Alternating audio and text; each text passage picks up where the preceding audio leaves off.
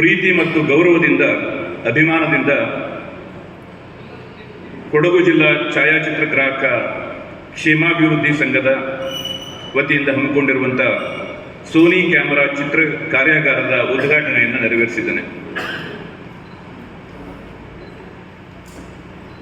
ನಾನು ಮೂಲತಃ ಈ ಕಾರ್ಯಕ್ರಮದಲ್ಲಿ ಭಾಗವಹಿಸಲಿಕ್ಕೆ ಒಂದು ಸಣ್ಣ ಅರ್ಹತೆ ಏನು ಅಂತಂದರೆ, ನಾನು ಕೂಡ ಮೂಲತಃ ಒಬ್ಬ ಪತ್ರಕರ್ತ, ಜೊತೆಯಲ್ಲಿ ಛಾಯಾಚಿತ್ರಗ್ರಾಹಕ. ನಾನು ಕೂಡ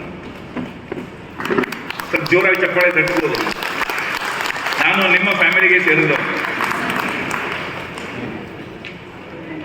ನೀವು ಪತ್ರಕರ್ತರಾದವರು ನಾವು ನೋಡಿದ್ದನ್ನ ಅಕ್ಷರಗಳಲ್ಲಿ ನಾವು ಹೇಳ್ತೇವೆ.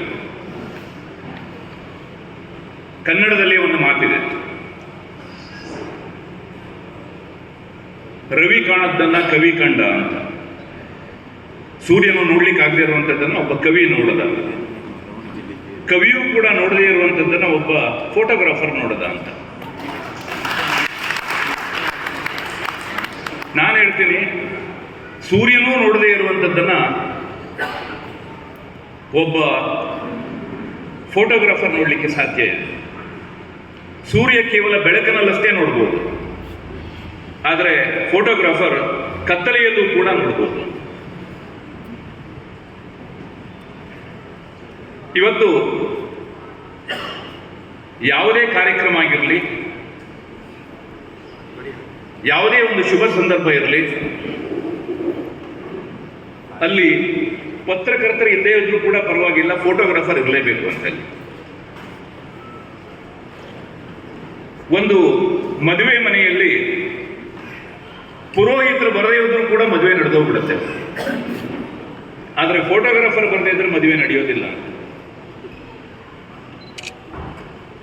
ನಿಮಗೆ ಮದುಮಗ ಮತ್ತು ಮದುಮಗಳು ಪುರೋಹಿತರಿಗೋಸ್ಕರ ವೇಟ್ ಮಾಡೋದಿಲ್ಲ, ಅಲ್ಲಿ ಫೋಟೋಗ್ರಾಫರ್ಗೋಸ್ಕರ ವೇಟ್ ಮಾಡ್ತಾರೆ. ಒಂದು ಮಾತಿದೆ, ಮನುಷ್ಯನನ್ನ ಎಷ್ಟೇ ಪ್ರಯತ್ನ ಪಟ್ಟರೂ ಕೂಡ ಅವನ ಆಯುಷ್ಯ ತೀರಿದಾಗ ಬದುಕಿಸ್ಲಿಕ್ಕೆ ಸಾಧ್ಯ ಇಲ್ಲ ಅಂತೆ ವೈದ್ಯನಿಗೆ.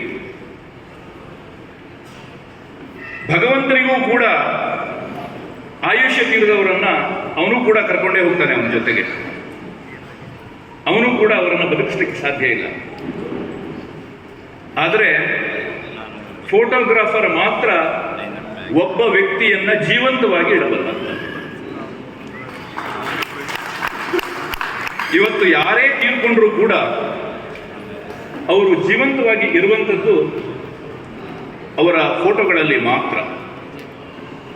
ಹೀಗಾಗಿ ನಾನು ಛಾಯಾಚಿತ್ರಗ್ರಾಹಕರ ವೃತ್ತಿಯನ್ನ ಅತ್ಯಂತ ಪರಮ ಪವಿತ್ರವಾದಂಥ ಒಂದು ವೃತ್ತಿ ಅಂತ ನಾನು ಕರೀಲಿಕ್ಕೆ ಇಷ್ಟಪಡ್ತೇನೆ.